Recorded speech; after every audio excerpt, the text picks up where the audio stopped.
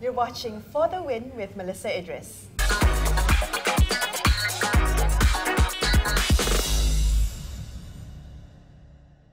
Hi, I'm Melissa Idris and I'm here with Roshan Thiran of Leadernomics. We're at the beautiful Common Ground Damansara Heights. Roshan, before we get started into today's really interesting topic, I do want to say, for those who are not familiar with Leadernomics, tell us a little bit about the social enterprise. Yeah, so we're a social enterprise. We started out really helping kids to become better leaders. And what happens is many companies say, hey, you teach these kids in special ways, teach us too. And so to sustain ourselves, we started doing work for corporations. Right. And then we took that money there and we invested into kids' development. But we teach in a different way. You can't teach kids by lecturing to them. Sure. You've got to have experiential ways, you've got to play games, you've got to do simulations. And the same methods is how adults also learn best, by playing, right? I mean, we all learn best by playing. That's so right. So teach kids and CEOs the same way about leadership. Fantastic. Absolutely. Well, here today we're going to be talking a little bit about leading and then letting go. Because often as leaders, you're working to a certain vision or a mission, you're building something, you've invested, a blood, sweat and tears into an idea. And it can be very hard to let go of that when it stops working. And especially hard for very successful leaders. Because you've built something and you think you know, right? I mean, you look at Steve Jobs, right? The first time he was fired was because of his ego, because he refused to let go. Right. Right? And even today in Malaysia, whenever I advise many chairmen, and it's very hard for them to let go. But you have to. Why is it so hard? Is it just a sense of investment into an idea or a business model? So there's many reasons, like can be ego, can be fear. I mean you think about people who are, let's talk about normal folks. Let's say a woman who's been abused by her spouse, or there's an abusive relationship. Right? Why is it that they can't let go of that relationship? Because sometimes the familiarity of the suffering is better than the unknown. So there's fear. Well, there's a lot of factors that go into that example. But I do see a point in terms of the fear of the unknown. You don't really know what else to expect. Right, and we did that for 61 years, So I mean, there's many reasons, right? And we can walk through them. But for leaders, right, a lot of it is related to beliefs. Because when you're young, you have experiences and you formulate beliefs. And these beliefs enable you to think this is how business is done. But the problem is the world keeps changing. Okay. And so these beliefs get kind of outdated, right? But we refuse. And then the other piece is change. Because we have a reluctance. I mean, human beings just don't want to change. Sure. We're resistant to it. We don't like it. We drive to work at the same place, we park at the same place, we shop at the same place. We're creatures of habit, Roshan. And we say we love change, right? Not always, not always. Okay. But yeah, so that's part and parcel of it. All right, so I can understand fear, and I accept the bit about beliefs being outdated.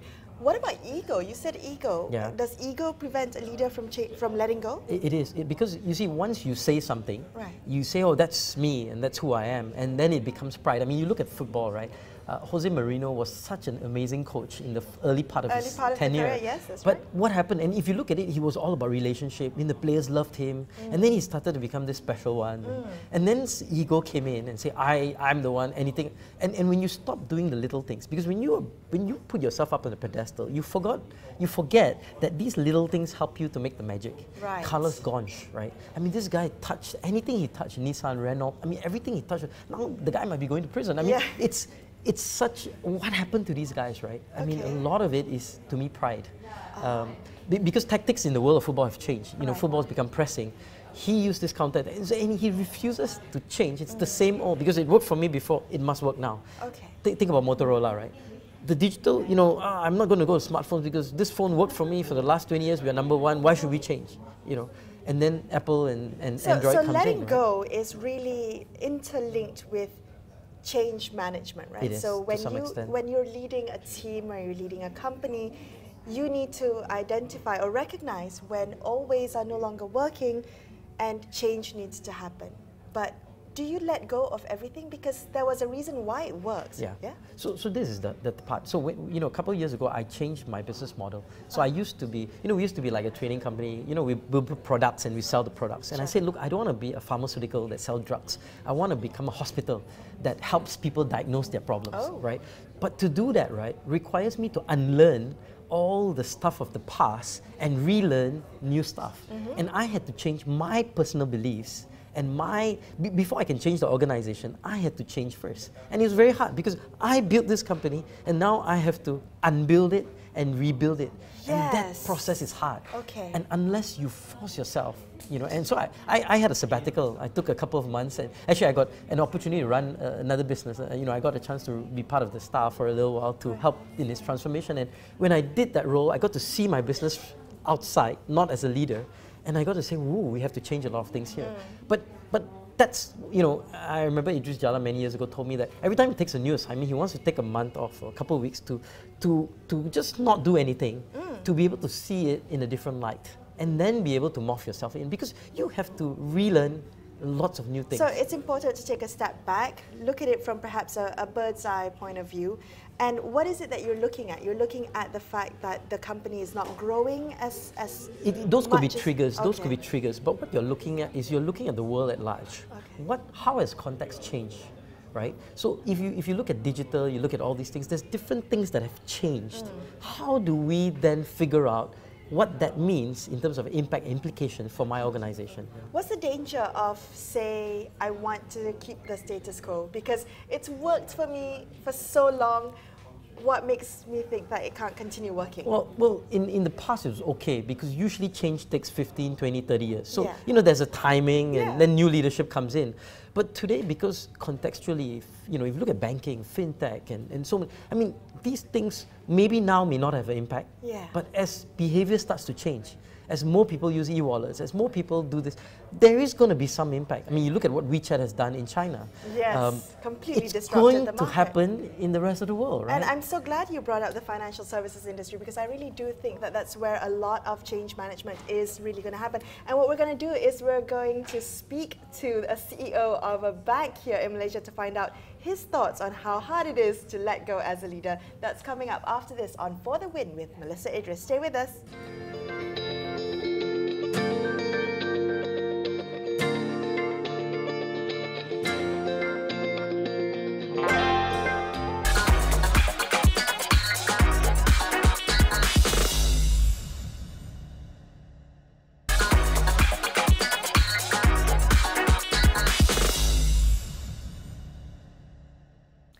Thanks for staying with us on For the Win. I'm Melissa Idris, and joining me today is Lee Loong Nien, the CEO of Citi Malaysia. Well, thanks for being on the show. Now, I really wanted to talk to a financial services player because when it comes to leading and letting go, the financial services industry is a perfect test case, right? You're being faced with disruption and a changing marketplace. So, how have you, Loong, personally had to deal with leading and then letting go? Again, let's firstly thank you for having me on the program. Sure. Leading and letting go, it's a very difficult topic to discuss actually. Over my 29 years in the bank, I've had, I think, 10 jobs. Oh, within the bank itself? Within the bank itself, which means to say on average it's about 3 years per job. Per job. That means taking on a role and then actually letting go. Ooh.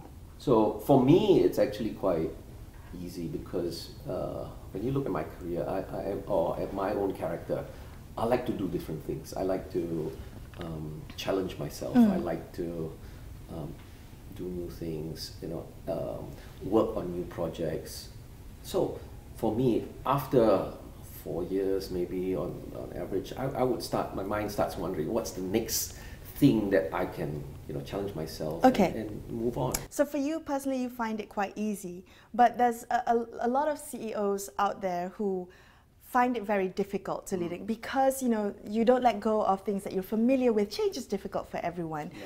So have you had to, I guess, deal with a changing, with the team under you who perhaps find it difficult to change, with mindsets that refuse to change and let go always? Yeah, and that's a very common problem, I think, especially for a new leader coming into a job. I think based on my own experience, the first thing that I would do is actually look at the team, right? And look at the individuals in the team and ask them what their aspirations are. And then match the leadership goals or the direction that I want to take the team, and try and get them to buy into the idea. Right. And also understand their own personal goals.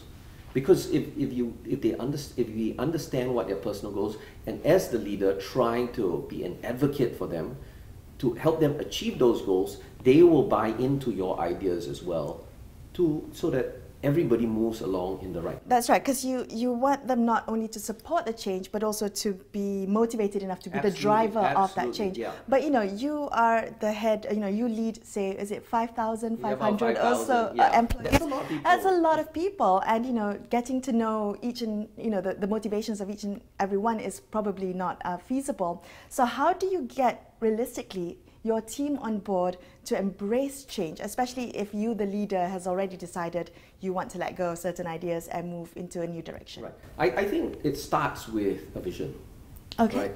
And with my my leadership team, the first day I came in, I shared my vision for, in Citi Malaysia's case, being the best foreign bank, being the best bank in Malaysia. And we worked around 4 pillars. Right? The people aspect, the client aspect, a governance aspect, and the relationship aspect. So with this, I got my team to buy in. And it cascades down to their people. Right.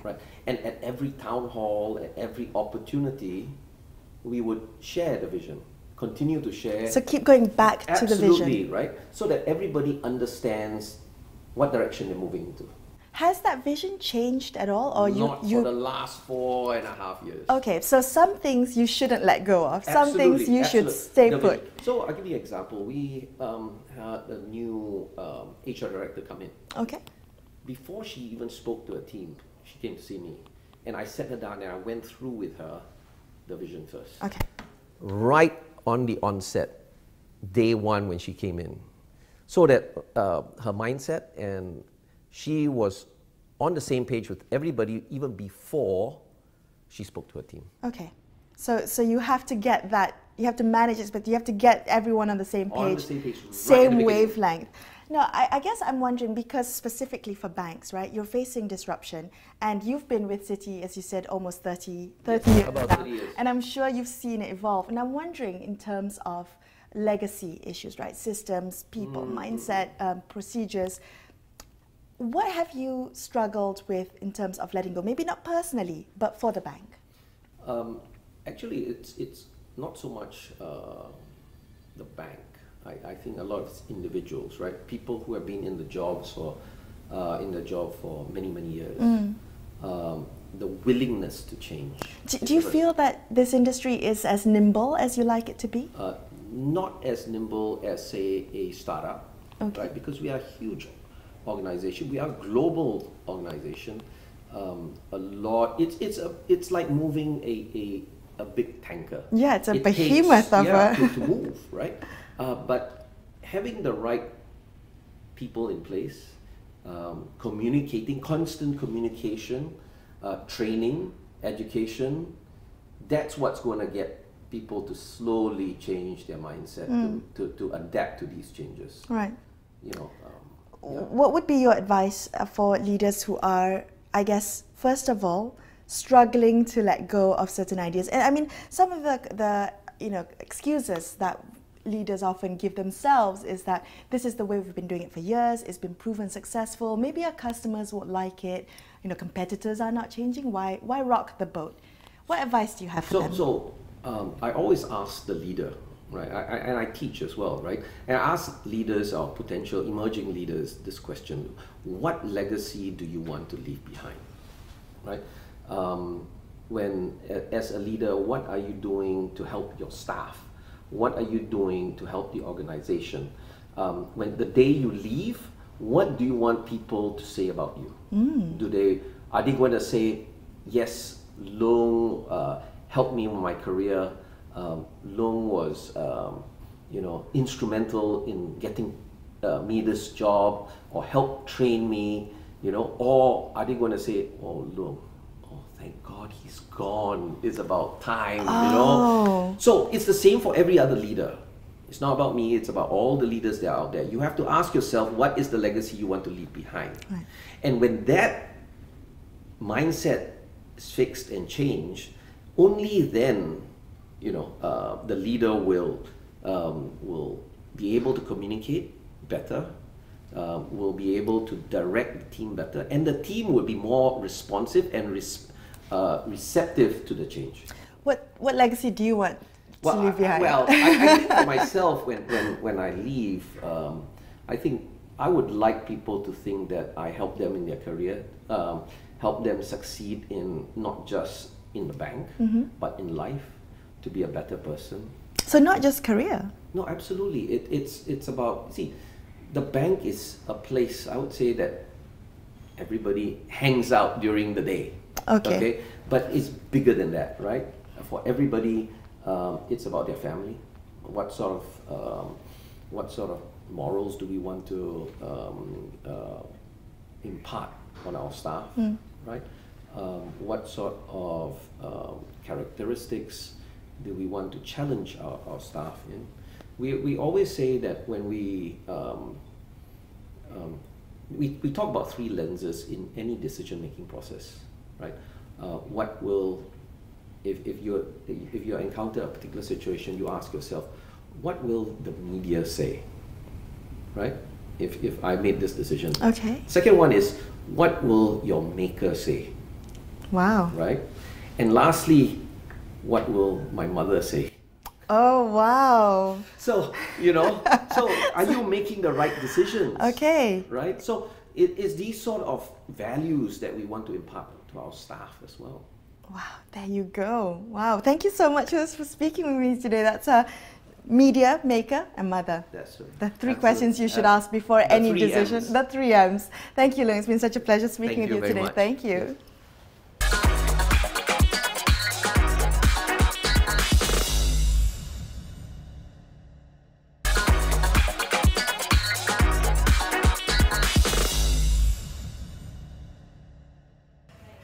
So, Roshan, what did you think about all the things that Leung had to say? I mean, it's very interesting. A CEO of a bank, CEO of Citibank, having gone through the changes, it's a completely different landscape from when I'm sure he first started. Yeah, right? and the issue is big companies struggle even more, Yeah. and especially leaders. I mean, IBM was a classic example in the 90s when Louis Gerstner took over as CEO, right? He's a McKinsey guy, so it's all this analysis paralysis. I mean, it was let's do all this analysis, and after a couple of months, like, this is not working.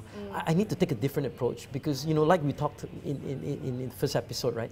Every context, every organization is different. It's situational. You have to look and at it's the bigger contextual, context, yes. right? And so for a Citi, for IBM, for all these guys to morph, right, it requires different sort of leadership, different sort of interventions, and because you see, if your goal is to be the best mother, your leadership journey is different to be somebody else whose goal is to be the best CEO, or is to take the company and 10 times the revenue. So every company has different goals. And so the journey to get to that goal is different. And what you need to learn and what you need to do and what you need to let go is different also. Right. Because you may need to let go of some things, but somebody else may not need to let go because in their journey, that very thing will help them to get to that point, you see. I think that part of the fear of letting go and having to, as you mentioned earlier, unlearn and relearn is whether you are too old for that, whether you're behind the curve when it comes to relearning, if someone else is going to overtake you with new skills and new abilities. What do you think about so actually that's interesting because I think that's another outdated belief that we have, right? Is that when we finish university, we're done with learning, or when we finish this job, when we retire, we stop, right? But I mean, you look at KFC or Colonel Sanders, right? At 65, he opens up. So many of the best leaders have been, in their 50s, in their 60s. They're innovating, they're creative, right? And I think we talk a lot about lifelong learning, right? It's a belief that we have. If we think we are done, if we think we've learned enough, we will be done. And a lot of companies fail because the CEO thinks that, hey, we've done enough to this level. But I give you an example. In 1999, Jack Welch, I was in GE at that point in time, and I had this very interesting experience with him where he came in and he said, we need to do this thing. You know, he learned about the internet, like, shockingly, that you can sell and buy on the internet. Again, it's in the late 90s, right? And he hated the internet at that point in time. But at that point in time, his wife started to buy stuff online, or his ex-wife now. You know, he started to buy stuff online. He came in, he's like, we need to go into the internet and do commerce, e-commerce in the internet. And he set up new businesses called destroyyourbusiness.com plastics or destroyyourbusiness.com healthcare. So he set up separate business to destroy the traditional business. Wow. And he was 1 year before retirement, right? So here's a guy who was already at that time declared the greatest CEO ever in the century. Oh, wow. But he still was learning and he was still changing. And to me, that exemplifies why he was the best CEO of all time. Because he was able to unlearn and relearn and keep doing it. Well, how do you communicate that to your staff, to your employees, to your team? Because as a leader, once you've already embraced that difficult, you know, that personal journey of having to let go of something that you've held so dear, how do you then communicate and make sure that everyone else is on board as well? And everyone hates change, Roshan? I think we need to start with knowing that everybody hates change. Okay, right? If accept that, right? So we need to make. So it's like this, you know, and I was just telling some of our government leaders, I say, you guys, every day I get one bullet, you know. Ooh. I rather have many bullets shot there and I feel a lot of pain and then after that I'm done, right? Okay. But you see, the problem with change management, a lot of companies stretch it out too long. Right. A little bit of pain, a little bit of pain. Every day I get a bit of pain because we are changing small things, right? That's interesting. But if we do it, you know, look, we understand the change that needs to happen, let's just do it, all of it. Together, one shot. You know? So you're saying abrupt change is better than slow change? I think everything is evolutionary. There is no revolutionary change. But when you want to try to change something, don't ask a person, change a little bit of this. Tomorrow, change another bit. Look, tell me exactly how painful that change is and go implement that new change.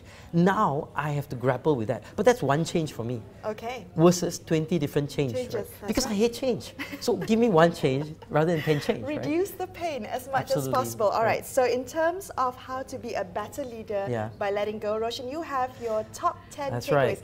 Here's Roshan's top 10 takeaways on how to lead and let go. Yep. So, you know, I say there's 10 things that I think you need to do. The first thing is you got to tell yourself that you are not God. Right? Because when you think you're God and all-knowing, you tend to do things that are stupid and you refuse to let go because that's number one. Number two, I think you got to remind yourself that every business fails because they fail to change or they fail to let go.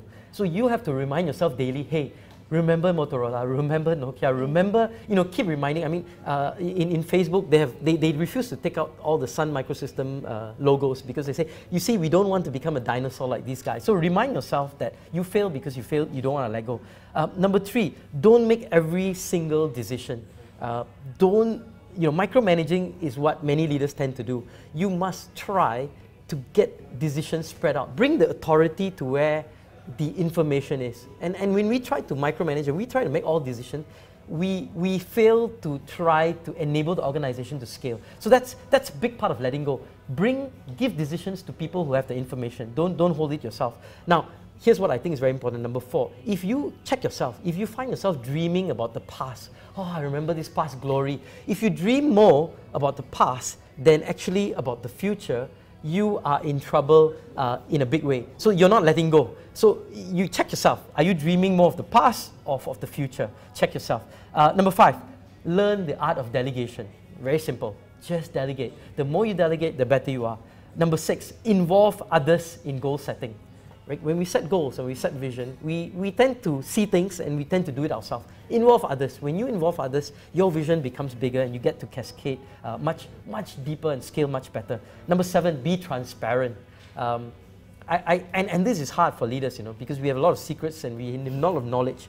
We must learn to teach more. We must learn to let go of all our secrets. The more we let go of our secrets, the better our organization becomes. Number 8, establish small hubs of work in your company. So split out the work. Number 9, get lots of feedback from others, especially people outside the company. I started this policy of telling, I have a board of directors or board advisors outside my company to tell me how bad I am. And they have to call me every time they hear something bad. But that gives me a lot of feedback in terms of what happens outside. Number 10, and the last one, check yourself. If you are constantly in need to control every situation, and many leaders have this, we are control freaks. We want to control everything. if you are controlling every situation in your company, you are not letting go. So if you do these 10 things, you learn to let go.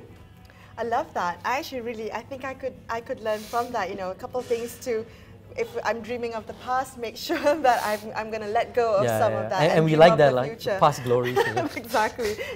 Well, thank you so much, Roshan, for being on the show today. It's been such a pleasure talking to you. More with For the Win with Melissa Idris next week, same time, same place, right here on Astro Awani. See you then.